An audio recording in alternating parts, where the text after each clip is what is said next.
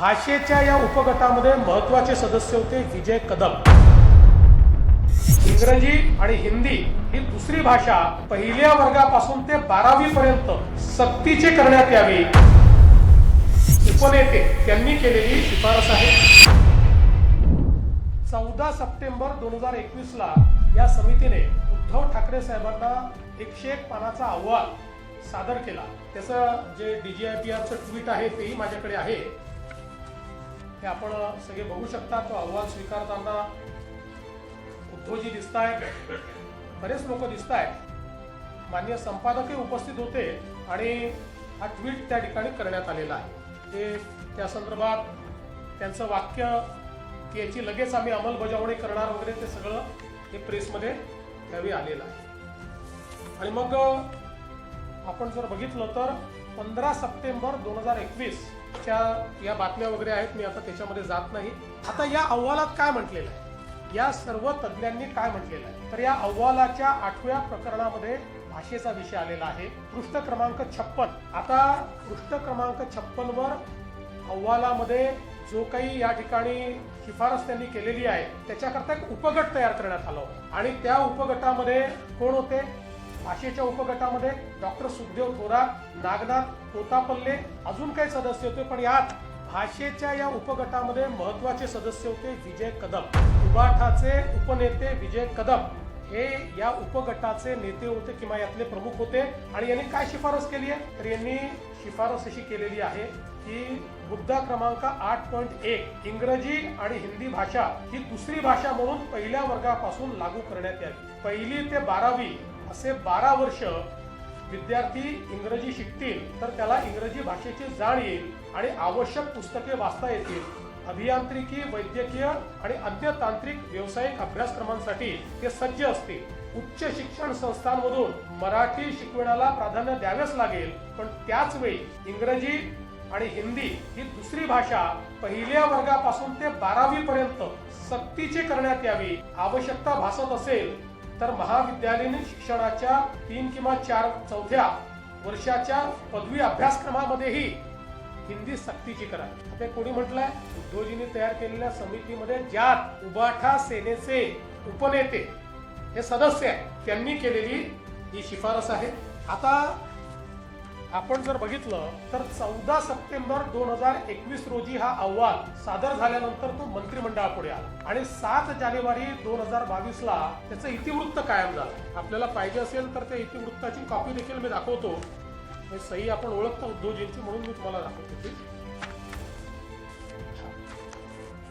मुख्यमंत्री उद्धव ठाकरेंची सही आहे कॅबिनेट निर्णयावर, मिनिट्सवर, म्हणजे कन्फर्म झालेली आहेत मिनिट्स की त्यांची उद्धवजींची सही याच्यावर आहे। त्यामुळे याच्यामध्ये कुठेही हा अहवाल स्वीकारताना त्रिभाषा सूत्र बाजूला ठेवा, हे आम्हाला मान्य नाही, याच्यावर निर्णय केलेला नाही, असं काहीच म्हटलेलं नाही। उलट जी अकॅडमिक बँक ऑफ क्रेडिट जो एक महत्वाचा कळीचा विषय याच्यामध्ये आहे की तिसरी भाषा का बरं, तर तिसऱ्या भाषेमुळे अकॅडमिक बँक ऑफ क्रेडिट मध्ये मार्क मिळतील आणि पुढच्या ऍडमिशन करता ते मार्क कामी येतील। त्या अकॅडमिक बँक ऑफ क्रेडिटलाही मान्यता याच कॅबिनेटच्या निर्णयातनं देण्यात आलेली आहे।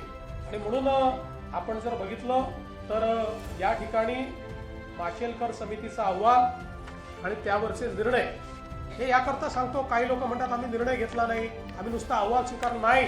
या ठिकाणी मंत्रिमंडळाच्या बैठकीमध्ये हा विषय घेऊन त्याला मान्यता दिली आणि मग त्याच्यावर कमिटी काय तयार केली, याच्या इम्प्लिमेंटेशन करता नियम बनवायची कमिटी। अहवाल स्वीकारलेला फक्त आता आणि मग ती जी कमिटी झाली त्याच कमिटीने काम करत करत करत आमचे GR निघाले। हे जे GR आमच्या काळात निघाले आहे तेच काम करत करत करत ते आमच्या काळामध्ये अशा प्रकारचे सगळे GR निघालेले आहेत।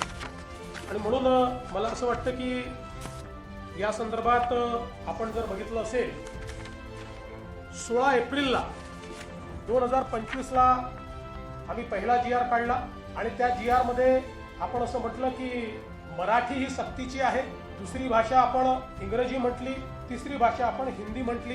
त्यावर अनेकांनी प्रश्नचिन्ह उपस्थित केल्यानंतर आपण 17 जूनला हा GR बदलला आणि यामध्ये सांगितलं की कुठलीही भारतीय भाषा तिसरी भाषा म्हणून शिकता येईल। आणि त्याही जी आर मध्ये आपण सांगितलं मराठी सक्तीची भाषा कुठली? मराठी. आणि तिसरी भाषा म्हणून कोणतीही भारतीय भाषा शिकता येईल अशा प्रकारचा स्पष्टपणे जी आर काढला. आणि याच्यामध्ये आपण जर विचार केला तर ही तिसरी भाषा पहिलीपासून नाही आहे, त्याचं लेखन वाचन हे तिसरीपासून. आणि 2 वर्ष पहिले नुसती बोली आहे, म्हणजे त्यांच्याशी संवाद करायचा. त्यामुळे हा जो काही अहवाल या ठिकाणी मांडण्यात आला होता त्यानुसारच खरं म्हणजे आमच्या सरकारने निर्णय घेतला नव्हे तर सक्तीची केलेली हिंदी याच्यामध्ये ऑप्शन देण्याचं काम आमच्या सरकारने केलं की कुठली भारतीय भाषा. बरं, या मंत्रिमंडळामध्ये त्यावेळेची संपूर्ण शिवसेना होती, उद्धवजी त्याचे प्रमुख होते, शरद पवार साहेबांची पार्टी पूर्णपणे त्या ठिकाणी होती आणि काँग्रेस पार्टी पण होती. या सगळ्यांनी मिळून याला मान्यता दिली. आम्हीच नव्हतो, पण ठीक आहे, आमचा काही त्याला विरोध नाही आहे. पण सगळ्यांनी, कारण माशेलकर साहेबांसारखे, सुखदेव थोरात साहेबांसारखे अभ्यासक ज्यावेळेस एखादा रिपोर्ट देत आहेत आणि तो जर स्वीकार होतो तर चूक काय आहे. पण नेहमीच्या पद्धतीनं सत्तेत असलं की वेगळं बोलायचं, सत्तेच्या बाहेर असलं की रिफायनरीला विरोध करायचा, पुन्हा सत्तेत आलं की पत्र पाठवायचं केंद्र सरकारला आमच्याकडे रिफायनरी करा. ही जी पद्धत आहे याच्यामध्ये केवळ विरोधाला विरोध अशा प्रकारची पद्धती दिसते आहे. त्यामुळे खरं तर पहिला प्रश्न म्हणजे या सगळ्या प्रक्रियेत राज ठाकरे नव्हते, कारण त्यांचं मंत्रिमंडळातही नव्हता, अपोजिशनलाही कोणी नव्हता. मला तर असं वाटतं की पहिला प्रश्न राज ठाकरेंनी उद्धव ठाकरेंना विचारला पाहिजे की तुम्हीच जर याला मान्यता दिली तर आता कुठल्या तोंडानं आंदोलन करायला निघाला, हा प्रश्न विचारला पाहिजे. पण आम्ही ही भूमिका ज्या दिवशी दुसरा जी आर काढला त्या दिवशी आम्ही भूमिका मांडली की आम्ही सक्तीची करणार आहे. आम्हाला अशा प्रकारचे जे विषय आहे हे विषय सर्वानुमते करून घ्यायचे आहे. पण मला असं वाटतं की याच्यावर चुकीच्या पद्धतीचं राजकारण जे आहे ते करणं चाललंय. आणि म्हणून आज मंत्रिमंडळाच्या बैठकीमध्ये आम्ही याच्यावर सांगोपांग चर्चा केली आणि आम्ही असा निर्णय केलेला आहे की त्रिभाषा सूत्राच्या संदर्भात ही भाषा कुठल्या वर्गापासून लागू करावी, ती कशा प्रकारे करावी, कुठली करावी, काय मुलांना चॉईस द्यावा याचा निर्णय करण्याकरता राज्य सरकारच्या वतीनं डॉक्टर नरेंद्र जाधव यांच्या नेतृत्वात एक कमिटी तयार करण्यात येईल. आपण सगळे जाणता डॉक्टर नरेंद्र जाधव साहेब प्लॅनिंग कमिशनचे मेंबर होते, कुलगुरू होते, शिक्षण तज्ज्ञ म्हणून त्यांना आपण ओळखतो. त्यामुळे त्यांच्या नेतृत्वामध्ये एक समिती या ठिकाणी तयार केली जाईल.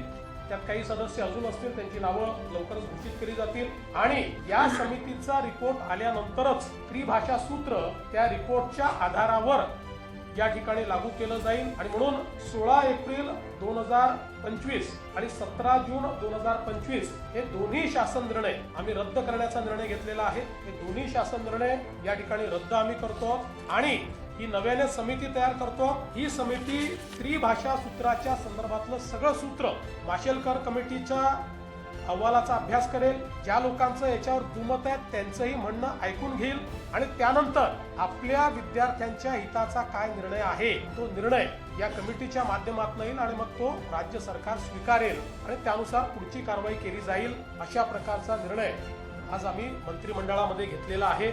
आमच्याकरता मराठी आणि मराठी मुलगा किंवा विद्यार्थी हा महत्वाचा आहे. आमची नीती मराठी केंद्रित असेल, आमची नीती ही मराठी, आमचा जो विद्यार्थी आहे त्या विद्यार्थी केंद्रित अशा प्रकारची आमची नीती असेल. याच्यामध्ये आम्हाला कुठल्याही प्रकारचं राजकारण जे आहे ते राजकारण करायचं नाही आहे.